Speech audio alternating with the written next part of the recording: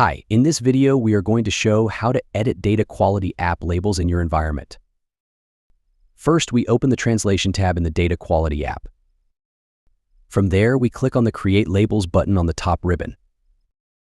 In the pop-up window that opens, you enter the local decimal ID of the language pack you want to edit the labels in. In this case, we will translate labels in the English language pack, and ID value is 1033. It will auto-populate the value with the ID of the language pack you selected in personalization settings for your user.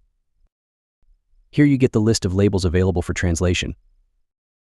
It is important to note that the translation labels that are done will only be shown in the language pack the end-user personal settings are currently set on. Translation can be done for each language pack in your environment. So let's add the labels for a different language pack now. We will select Danish language here to get the local decimal ID number without searching for it in the Microsoft documentation.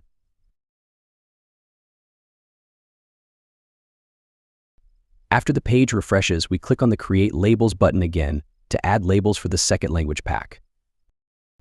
As you can see, it auto-populates the ID of the language pack you are currently in, and now the value is 1030. You can add the IDs without changing the language pack in your personal settings by searching for the ID on the Microsoft documentation page. After we click on OK, you will be able to see the labels for the second language pack added to the list of labels. Now, before we translate one of the labels in the Danish language pack our current personalization settings or settings are set in, let's check the current value of the label we will translate. For all language packs, all the labels are in English by default. As you can see, current value says View Duplicate Records.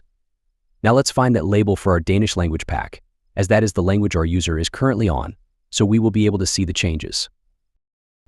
When you open the label, in the label field you can replace the value with any value you want. In this case, we will translate the label to French language. After that, we save the changes. Then when we go back to our record and refresh the page, you will be able to see the changes we did in just a few clicks. This can be done for all labels in the Data Quality app, so users can have a better experience when using the app.